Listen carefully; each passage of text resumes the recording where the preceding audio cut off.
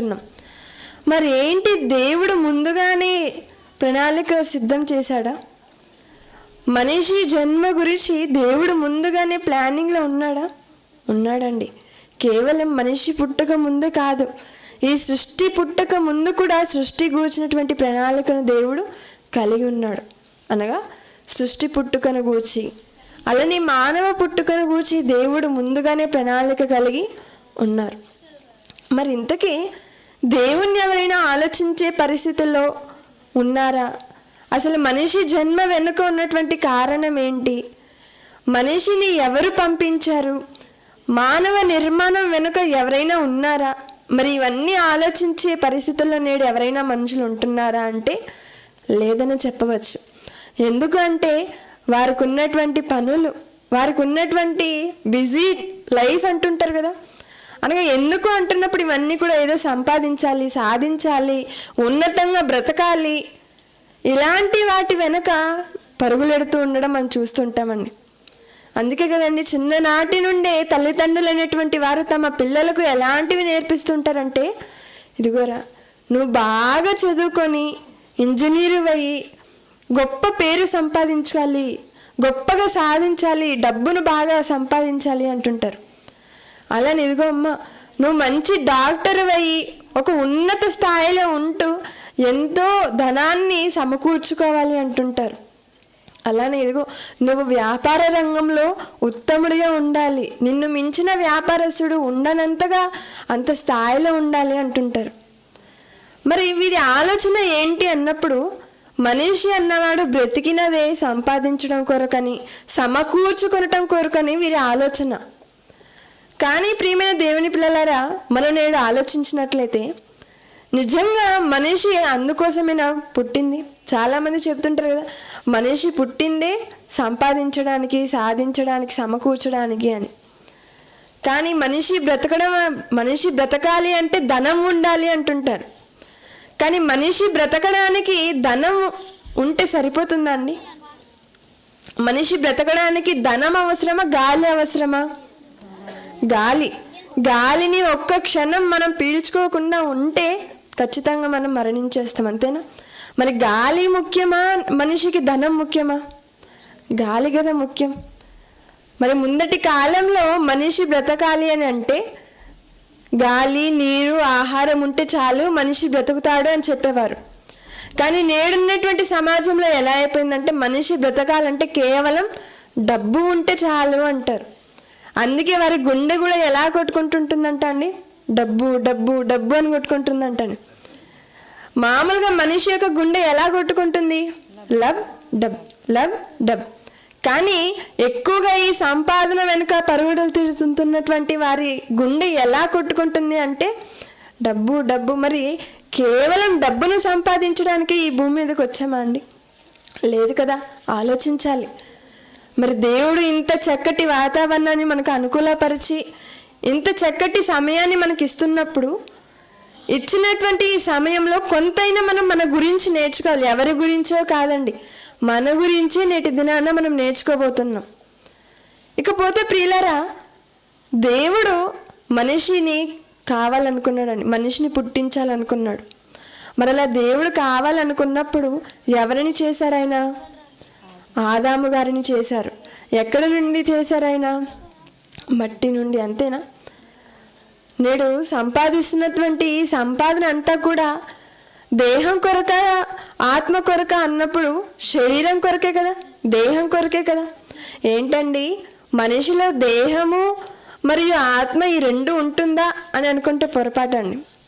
ఈ రెండు, దేహము మరియు ఆత్మ, ఈ రెండు కలయికే మనిషి అంటున్నాం. లేదండి రెండు వేరు వేరు అని అంటే మనం ఇక్కడ కూర్చునే వారం కాదండి. మన శరీరంలో ఆత్మ ఉంది కనుకనే మనం ఇక్కడ ఉంటున్నాం. ఈ విషయం మనకు అర్థం కావాలంటే, ఎవరైనా చనిపోయి ఉంటారు అనుకోండి, అప్పుడు వారి ఇంటికి మనం వెళ్ళినప్పుడు అక్కడ ఓని పడి ఏడుస్తూ ఉంటారు. ఏమని? అయ్యో వెళ్ళిపోయావా వెళ్ళిపోయావా అని.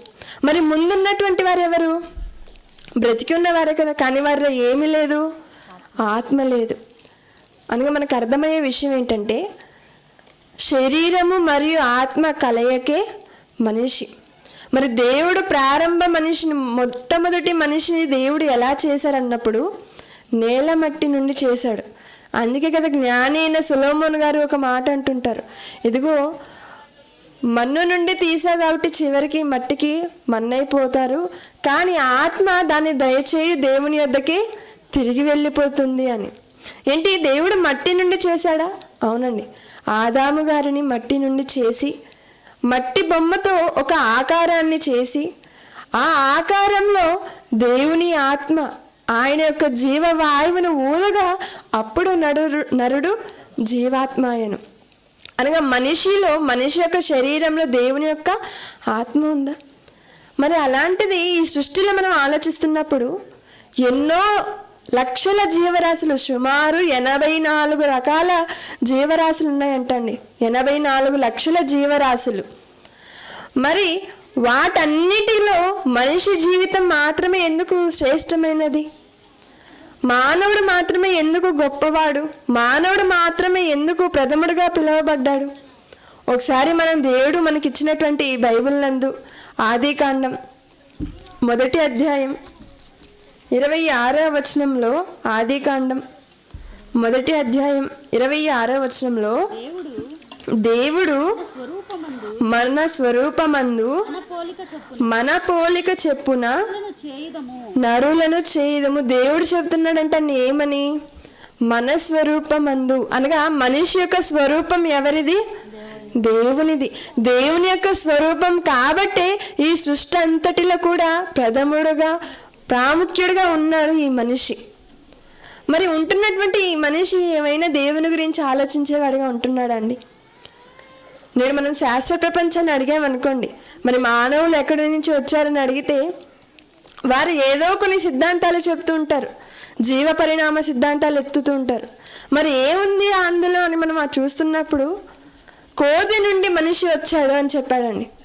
కోతి నుండి మనుషులు వచ్చారంటే ఎలా వచ్చారు అంటే, ఇదిగో కోతిలాగే ఉన్నారు, కొంతకాలానికి కొన్ని సంవత్సరాలు గడిచేసరికి ఆ కోతికి వెనక ఉన్నటువంటి తోక లేదు, అలా మారుతూ వచ్చిన వారే మనుషులు, అనగా కోతి నుండి మనుషులు రావటం జరిగింది అని చెప్పారండి.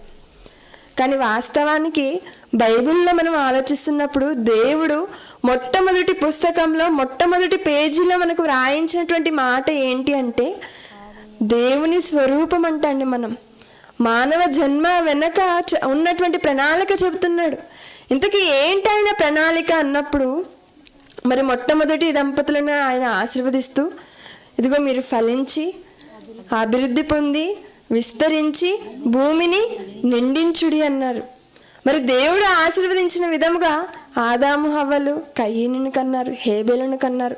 ఆ తర్వాత ఎన్నో జాతుల వారిని కంటూ వచ్చారు. ఏ దేశంలో, ఏ ప్రాంతంలో, ఏ జిల్లాలో, ఏ మారుమూలలో ఉన్నటువంటి వారికైనా మూలం ఎవరు అన్నప్పుడు ఆదాము గారే అండి. మరి ఈ మాటను మనం ఒకసారి బైబిల్లో చూసినట్లయితే అపోస్తల కార్యములు 17వ అధ్యాయము 26వ వచనం. అపోస్తల కార్యములు 17వ అధ్యాయం 26వ వచనంలో, యావత్ భూమి మీద కాపురముండుటకు ఆయన ఒకని నుండి, ఆయన అనగా దేవుడు ఒకని నుండి అనగా ఆదాము నుండి ప్రతి జాతి మనుషులను సృష్టించి, ఒకని నుండి, ఆ ఒకరు ఎవరో కాదు, ఆయనే ఆదాము గారు. ఆదాము గారి ద్వారానే ప్రతి జాతి మనిషిని సృష్టించాడంటండి దేవుడు. మరి పంపించినటువంటి ఈ భూమి మీదకు పంపించిన వారు ఎవరైనా దేవుణ్ణి తెలుసుకొని దేవుని ప్రణాళికను గుర్తెరిగే వారిగా ఉంటున్నారా అంటే లేదు. కానీ మనం ఆలోచించవలసిన విషయం ఏంటంటే, ఆనాడు 1వ శతాబ్దంలో అపోస్తుడైన పౌలు గారు ఎఫెసీ ప్రాంతానికి వెళ్ళి ఆ ఎఫెసీ పట్టణంలో సుమారు 3 సంవత్సరాలకు పైగా దేవుని మాటలను తెలియపరిచారంటండి.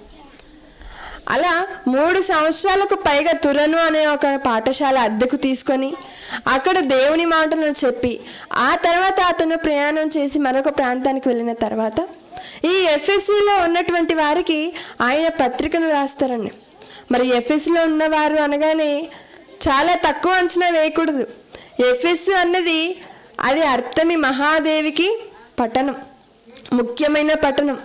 మరి అలాంటి పట్టణంలో ఉన్న దేవుని పిల్లలకు పౌలు గారు పత్రికను వ్రాస్తూ ఆయన చెబుతున్న మాట ఏంటో మనిషి జన్మ గురించి మనం ఆలోచిస్తున్నప్పుడు ఎఫెసీలకు రాసిన పత్రిక 1వ అధ్యాయం 4 నుండి 6 వచనాలు మనం చూసినప్పుడు, ఎఫెసీలకు రాసిన పత్రిక 1వ అధ్యాయం 4 నుండి 6 వచనాలలో, ఎట్లనగా తన ప్రియునియందు తాను ఉచితముగా మనకు అనుగ్రహించిన తన కృపామహిమకు కీర్తి కలుగునట్లు తన చిత్త ప్రకారమైన దయా సంకల్పము చెప్పున యేసుక్రీస్తు ద్వారా తనకు కుమారులుగా స్వీకరించుటకై మనలను ముందుగా తన కోసం నిర్ణయించుకొని, దేవుడు మనలను ముందుగా నిర్ణయించుకున్నాడంటండి. తన కోసం ఎంత ముందుగా నిర్ణయించుకున్నావయ్యా అని మనం కింద మాటల్లో ఆలోచిస్తే, ఇదిగో జగత్తు పునాది వేయబడక మునుపే అంటున్నాడండి. జగత్తు పునాది వేయబడక మునుపే మనం కావాలనుకొని ఆయన కోరుకున్నాడంటండి. శాస్త్ర ప్రపంచాన్ని అడిగామనుకోండి, జగత్తు పుట్టి ఎన్ని సంవత్సరాలు అయింది అని మనం అడిగితే వారు అంచనా వేసి చెప్పినటువంటి లెక్క ఏంటి అన్నప్పుడు సుమారు 1500 కోట్ల సంవత్సరాల కాలం అయి ఉంటుంది ఈ విశ్వం పుట్టి, ఈ జగత్తు పుట్టి అని. మరి ఆ లెక్క ప్రకారం దేవుడు మనలను ఎప్పుడు కావాలనుకున్నారట అండి? 1500 కోట్ల సంవత్సరాల క్రితం.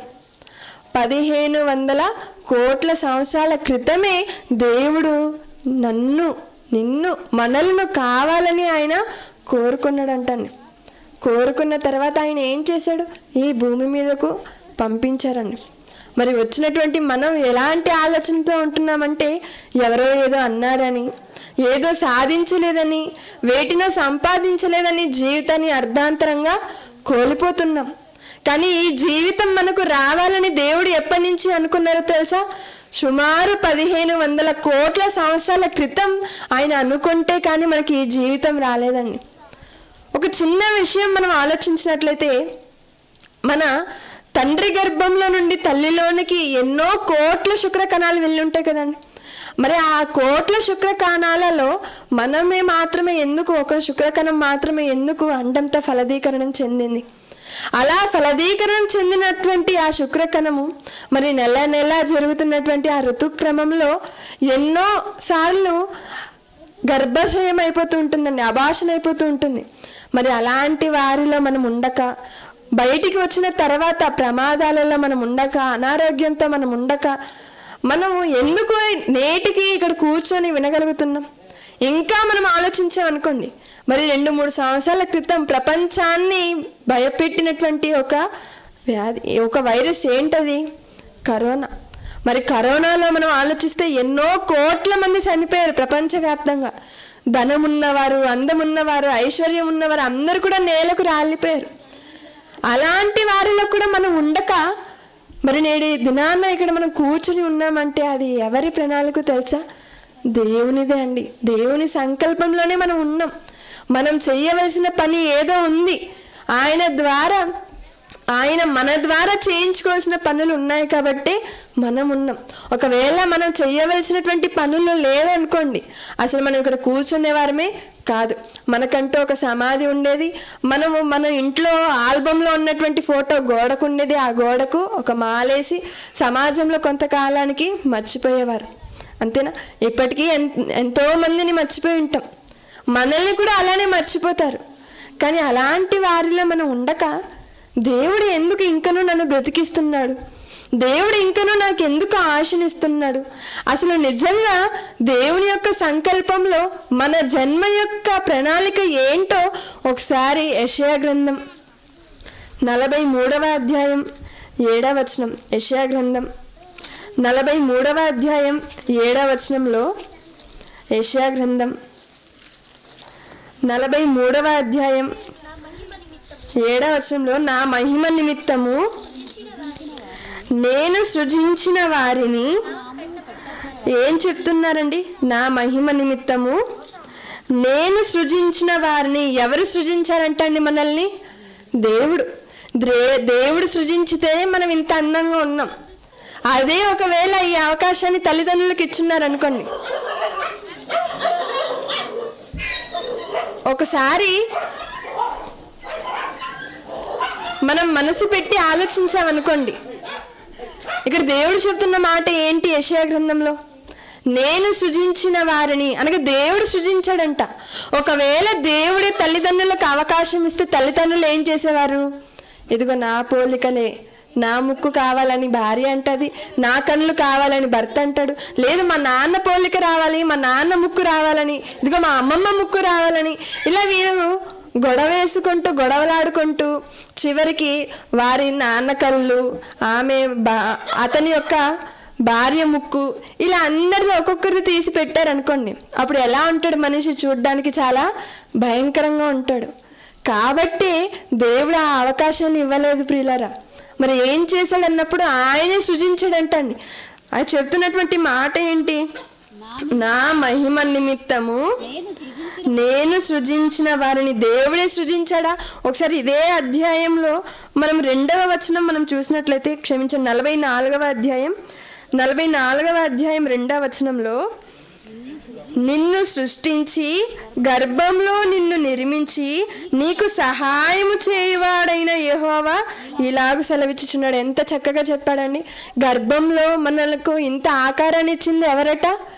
దేవుడు చెప్తున్నాడు కదా, ఇదిగో నిన్ను సృష్టించి గర్భంలో నిన్ను నిర్మించి నీకు సహాయము చేయవాడు నేనే నిన్ను గర్భంలో నిర్మించాను, నేనే నీకు అవయవ నిర్మాణం చేశాను, నేనే నీకు సహాయం చేశాను అంటున్నాడండి. ఏంటి? మానవ జన్మ వెనుక దేవుడు ఉన్నాడా అంటే ఉన్నాడండి. ఒకసారి మరొక భక్తుడి మాటల్లో మనం ఆలోచిస్తే, ఇదే బైబిల్ నందు యోబు గ్రంథం 10వ అధ్యాయం 8వ వచనంలో, యోబు గ్రంథం 10వ అధ్యాయం 8వ వచనంలో, నీ హస్తములు నాకు అవయవ నిర్మాణము చేసి, ఇక్కడ యోబు గారు అంటున్నారండి, ఇదిగో దేవా నీ హస్తములు నాకు అవయవ నిర్మాణము చేసి. ఏంటండి? మనం ఈ 2 సందర్భాలే కాదండి, బైబిల్లో 66 పుస్తకాలలో ఎక్కడ మనం వెతికినా ఈ 66 పుస్తకాలను వ్రాసిన 40 మంది భక్తులను మనము వారి మాటల్లో మనం ఆలోచించినా మనకు కనిపించే ఒకే ఒక సమాధానం ఏంటి అన్నప్పుడు, మనిషి జన్మ వెనుక ఉన్నది ఎవరు అంటే దేవుడే అంటున్నారని. యెషయా గారి మాటల్లో చూసాము, యోబు గారి మాటల్లో చూసాము, అలానే దావీదు గారి మాటల్లో మనం చూసాం అనుకోని. 139వ కీర్తన 13వ వచనం, 139వ కీర్తన 13వ వచనంలో, నా అంతరింద్రియములను నీవే కలుగజేసితివి, నా తల్లి గర్భమందు నన్ను నిర్మించిన వాడవు నీవే అంటున్నాడండి. అసలు ఎలా అండి? ఇలా ప్రతి ఒక్క భక్తుడు, మనం ఏ భక్తుడి మాటలో చూసినా దేవుడే కనిపిస్తాడండి. ఎలా వీరందరూ ఒకేలా చెప్పగలుగుతున్నారు అంటే కారణం, వీరి వెనక వ్రాయించినది ఎవరో తెలుసా? దేవుడు. వ్రాసినది వీరైనా వ్రాయించినది దేవుడు. ఎలాగంటారా? ఇప్పుడు యోబు గారు, దావీదు గారు, యెషయా గారు, వీరి ముగ్గురు గురించి మనం చూసాం కదా. మరి యోబు గారికి దావీదు గారికి ఏమైనా ముఖ పరిచయాలు ఉన్నాయా? లేవు. పోనీ దావీదు గారికి యెషయా గారికి ఏమైనా ముఖ పరిచయాలు ఉన్నాయా? లేవు. ఒకరికి మరొకరికి పరిచయం లేకపోయినా ఎలా రాయగలిగారు వీరు ఇలా అన్నప్పుడు, ఇక దేవుడే తన పరిశుద్ధాత్మ ద్వారా ఈ మాటలను వ్రాయించి మనకి ఇవ్వటం జరిగింది. మనం ఆలోచించామనుకోండి, యెషయా గ్రంథం 43వ అధ్యాయం 7వ వచనంలో, యెషయా గ్రంథం 43వ అధ్యాయం 7వ వచనంలో, నా మహిమ నిమిత్తము అంటున్నాడు. ఎవరు చెప్తున్నారు ఈ మాట? దేవుడు. మరి దేవుణ్ణి ఎప్పుడైనా మహిమపరిచే వారిగా మనం కనిపిస్తున్నామా? సమాజంలో మనం ఆలోచిస్తుంటే ఒక సంవత్సరానికి ఎన్ని రోజులండి? 365 రోజులు. ఈ 365 రోజుల్లో ఒక రోజుని తల్లికి ఇచ్చేశారు. దానినే మదర్స్ డే అంటారు. అనగా ఆ రోజున తల్లిని జ్ఞాపకం చేసుకుంటారు. అలానే ఈ 365 రోజుల్లోనే మరొక రోజు తండ్రికి ఇచ్చేశారు, ఫాదర్స్ డే అన్నారు. చివరికి పిల్లలకు కూడా ఒక రోజు ఇచ్చేసి చిల్డ్రన్స్ డే అన్నారు. అంతా బాగానే ఉంది. మరి దేవునికి ఏది లేదా? కానీ దేవుడికి దృష్టిలో ఒక దినం మాత్రం దేవునికి పెడితే సరిపోదండి. దేవునికి ఏ దినము పెట్టానని జ్ఞాపకం చేసుకోవటం లేదు కనుకనే ఆయన వరుసగా అందరికీ దినాలు చేసుకుంటూ వెళ్ళిపోతున్నారు. ఒకసారి మనం ఆలోచించామనుకోండి, దేవుని దృష్టిలో ఆయనకు ఒక రోజు మనం గుర్తు చేసుకుంటే సరిపోదు. 365 రోజులు ఆయనను గుర్తు చేసుకోవాలి. అందుకే ఇక్కడ వ్రాయించారు ఏమని? నా మహిమ నిమిత్తము నేను సృజించిన వారిని. దేవుడు చేసుకున్నాడంటే ఎందుకు చేసుకున్నావయ్యా అంటే, ఇదిగో నా మహిమ నిమిత్తము. నా మహిమ నిమిత్తం అంటున్నాడంటే, దేవునికి ఆయన యొక్క మహిమ ఎవరికి కూడా ఇచ్చేవాడు కాదంట. ఆయన మహిమని ఎవరికి ఇవ్వడట. ఆయన మహిమ పొందదగినవాడు, ఆయనకు మహిమ కావాలి. అంతెందుకండి, మనుషులమైనటువంటి మనమే గొప్పలకు పోతుంటాం. ఎలాగా? ఇప్పుడు ఏదైనా వేదిక మీద పిలవదగిన వారే ఉంటారు, అర్హులే ఉంటారు. కానీ పొరపాటులో మర్చిపోయారు అనుకోండి, అప్పుడు వారు ఏమంటారు? చూసావా, నేను వేదికను ఎక్కే అర్హత ఉన్నా, నన్ను పట్టించుకోలేదు అంటుంటారు. పట్టింపులు అనేటివి మనకు చాలా ముఖ్యం కదండి మనుషులుగా. ఏదైనా ఎందుకమ్మా సంఘానికి రాలేదంటే ఏమంటారు? నేను వచ్చాను కానీ వచ్చి వందనాలు చెప్పాను, పలానా ఆవిడ నన్ను పట్టించుకోలేదు అంటారు. ఆమె వచ్చిందంట, నేను చూసావా, నేను వందనాలు చెప్పినా కూడా తను నాకు వందనాలు చెప్పలేదు, అలాంటప్పుడు నేను ఎందుకు రావాలని అంటుంటాం. ఏంటి, మనుషులంగా మనకి ఇంత పట్టింపులు ఉండి మనం దేవునికి దూరం అయిపోతే మరి దేవునికి ఏ పట్టింపులు లేవా అండి? దేవునికి ఏ కోరికలు ఉండవా? ఆయన ఎలాంటి మహిమను కోరుకోడా అంటే ఆయన కోరుకుంటాడండి. అందుకే ఇక్కడ రాయించాను, నా మహిమ నిమిత్తము నేను సృజించిన వారిని. మనల్ని సృజించాడు అంటే దాని వెనక కారణం ఏంటో తెలుసా? మనం దేవుణ్ణి మహిమపరచాలి అని. ఇకపోతే ప్రియులారా, మనం ఒక విషయాన్ని ఆలోచించామనుకోండి, భూమి మీద ఏ పని లేకుండా ఏ వస్తువును కూడా తయారు చేయరు, అంతేనా? ఒక మనుషులైనటువంటి వారే ఏ పని లేకుండా ఏ వస్తువును తయారు చేయరు. ఇప్పుడు ఉదాహరణకు మొబైల్ ఫోన్ ఉందండి. ఇప్పుడు మొబైల్ ఫోన్ని ఎందుకు తయారు చేశారు? వారు తయారు చేసిన దాని వెనక ఉన్నటువంటి పర్పస్ వేరు, కానీ నేడు వాడుతున్నటువంటి పర్పస్ వేరు. మరి ఎందుకు చేశారు మొబైల్ ఫోన్ని అన్నప్పుడు, కమ్యూనికేషన్ కోసం, ఒకరితో మరొకరు మాట్లాడుట కొరకు మొబైల్ ఫోన్ని చేశారు. చేసినటువంటి పర్పస్ ఎందుకు అన్నప్పుడు కమ్యూనికేషన్ కోసం, మనగా మాట్లాడుకోవడం కోసం, క్షేమ సమాచారాలు తెలుసుకోవటం కోసం. మరి అలాంటిది దాన్ని మిస్యూజ్ చేసామనుకో, ఇప్పుడు కోపం వచ్చింది, ఫోన్ తీసి ఇస్త్రీ కొట్టారనుకోండి, ఇప్పుడు ఇస్త్రీ కొట్టడానికే ఫోన్ చేశారనుకుంటామా? లేదు. అలానే ఇంట్లో కత్తి ఉంది, కత్తిని దేనికి వాడాలి? కూరగాయలు కట్ చేయడానికే వాడాలి. మరి క్రిందటి సంవత్సరంలో ఎవరో ఇంట్లో ఉన్నటువంటి కత్తితో తన భార్య పీకను తెగ కోసేసాడంటాడు. కత్తి ఉన్నది ఎందుకు? కూరగాయలు కట్ చేసుకోవడానికి, మనుషులను చంపడానిక కాదు. అది చేసే వెనక ఒక పర్పస్ ఉంటే, కానీ దాన్ని వాడే విధానం మరొకలాగుంది. అలానే దేవుడు కూడా ఈ సృష్టిలో మనం చూస్తున్నప్పుడు ఆయన ఒక పని నిమిత్తమే ప్రతిదానిని చేశాడంటండి. ఒకసారి సామెతల గ్రంథం 16వ అధ్యాయం, సామెతల గ్రంథం 16వ అధ్యాయం 4వ వచనంలో, యెహోవా ప్రతి వస్తువును ఎంత క్లారిటీగా చెప్పేశాడండి దేవుడు, ఎంత చక్కగా చెప్పాడు. మనం ఆలోచించామనుకోండి, మనం ఈ ప్రశ్నను ఏ గూగుల్ తల్లిని అడిగినా కూడా చెప్పలేను. అంతెందుకు, ఏ గూగుల్ మనిషి జన్మ వెనుక దేవుని సంకల్పం ఏంటి అన్నామనుకోండి, ఏముంది, తినడానికి తాగడానికి అంటాడు. ఏ గూగుల్ మనం ఎందుకు వచ్చాము ఈ భూమి మీద కంటే ఏమంటాడు? సంపాదించడానికి అంటాడు. అలానే మరొకసారి అడిగామనుకోండి, ఏం చెప్తాడు? ఇదిగో ఉన్నది ఒకే ఒక జీవితం, దీనిని ఎంజాయ్ చేయరా అంటాడు. కానీ గూగుల్ చెప్పేవన్నీ నిజాలు అయిపోతావా అండి? లేదు. అందుకే మన బీవైలో జాన్సన్ డాడీ గారు ఒక పాట రాశారండి, గూగుల్ చెప్పలేని వింత రహస్యాలన్నీ ఏది చెప్పిందంట? బైబిల్ చెప్పిందంట. మరి నిజంగా బైబిల్ చెప్పిందా? మానవ జన్మ వెనుక ఉన్న దేవుని సంకల్పం ఏంటో చెప్పిందా అండి? చెప్పింది. మనిషి మరణించిన తర్వాత ఏమవుతారో చెప్పిందా? చెప్పింది. మనిషి పుట్టుక వెనుక ఏముంది, మనిషి పుట్టిన తర్వాత ఏముంది, మనిషి చనిపోయిన తర్వాత ఏముంది, ప్రతిదీ కూడా మనకి ఎక్కడ ఉంది అంటే బైబిల్లోనే. మరి అలాంటి బైబిల్ని మనం ఎవరైనా రోజు చదవగలుగుతున్నామా అంటే చాలా తక్కువనే చెప్పాలండి. అసలు బైబిల్ చదివే అలవాటే తప్పిపోతున్నాం. మరి ఈ తరంలో మనమే బైబిల్ చదివే అలవాటు తప్పిపోయి ఎంతసేపు మొబైల్ ఫోన్లో పట్టుకొని నేను మొబైల్ ఫోన్లో బైబిల్ చూసుకుంటాను అంటే సరిపోతుందా? మరి దేవుడు బైబిల్ని ఎందుకు ఇచ్చింది? చదవడానికి. మొబైల్ ఎందుకు ఇచ్చింది? అదే పని వేరు. బైబిల్ ఇచ్చింది ధ్యానించుకోవడానికి. మరి చాలా వరకు బైబిల్ని చదవడం కూడా మానేస్తున్నాం. అలాంటి వారిగా మనం ఉండకూడదండి. ఎప్పుడు కూడా మనం బైబిల్ని నేర్చుకుంటూ, బైబిల్లో ఉన్నటువంటి విషయాలను తెలుసుకుంటూ రానున్న తరాల వారికి చెబితేనే వారిలో కొందరినైనా దేవునిలో నిలబెట్టే వారిగా మనం అవుతాం.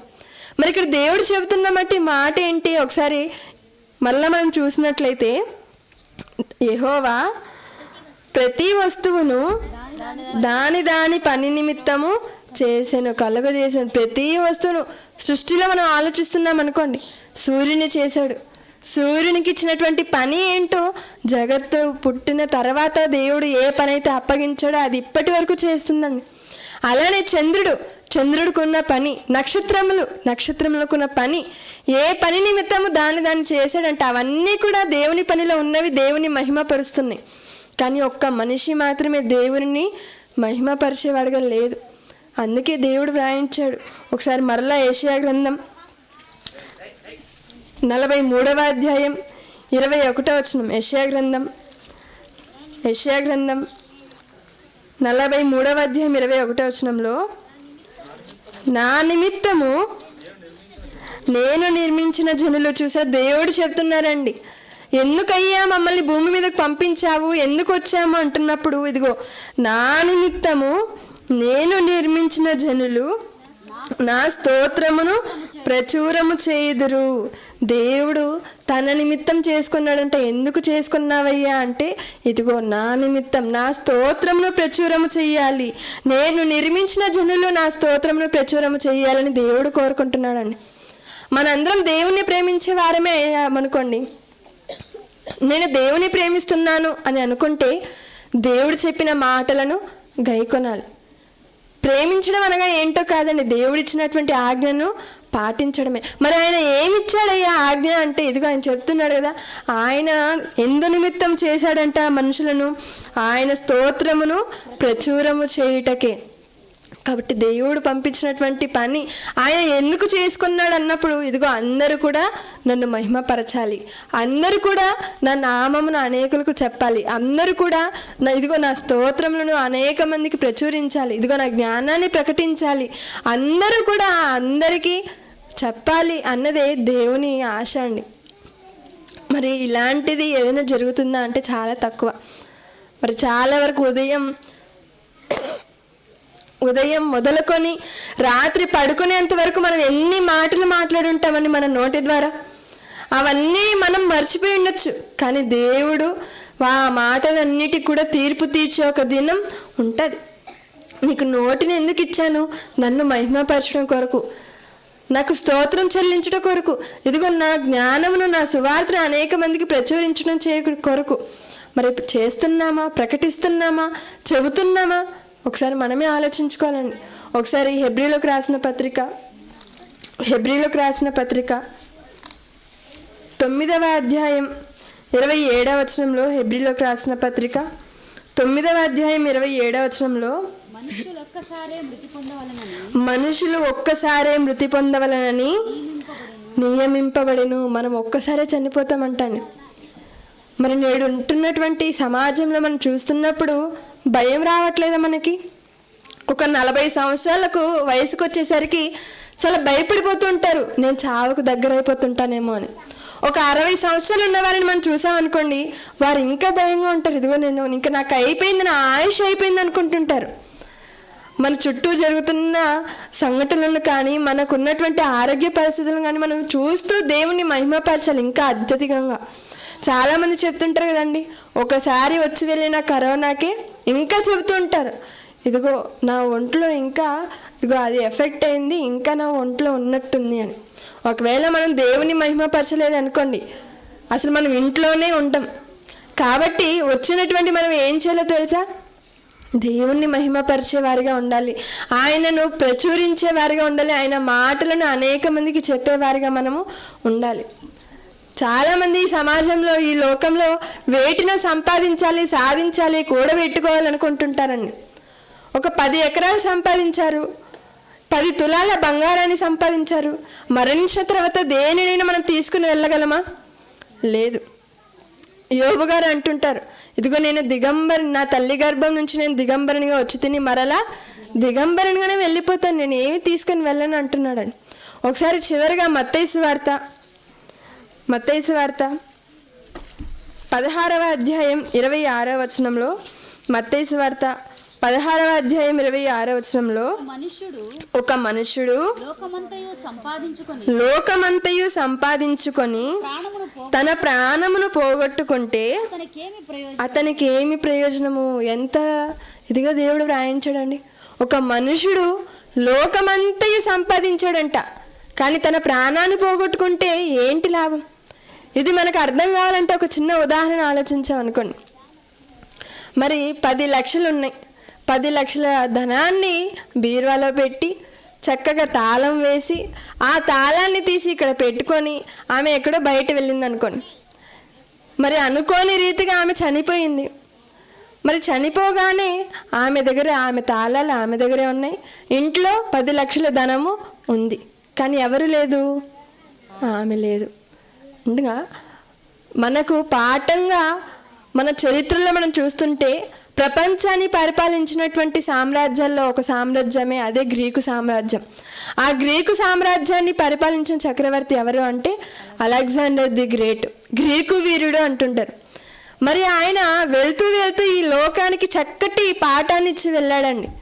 ఆయన చనిపోయే ముందు, ఆయన బ్రతికి ఉన్న కాలంలో ఎన్నో రాజ్యాలను జయించుకుంటూ వెళ్ళిపోయాడు. జయించుకుంటూ ఆ రాజ్యాల్లో ఉన్నటువంటి ధనానంతా కూడా తన రాజ్యానికి తెచ్చేసుకున్నాడు. అన్నిటినీ పోగు చేసుకున్నాడు. చివరికి ఇంటికి వచ్చే సమయానికి ఒక చిన్న దోమ కాటు వేసిందండి, అంతే. ఇంటికి వచ్చాడు, ఇంకా తను వైద్యులను పిలిపించాడు, కానీ ఎవరు కూడా నయం చేయలేని పరిస్థితి. అప్పుడు తను చెప్పినటువంటి మాట ఏంటో తెలుసా? 3 షరతులు పెట్టాడు తన మరణానికి. ఇదిగో, నేను చనిపోయిన తర్వాత నా శవాన్ని వైద్యులే మొయ్యాలి.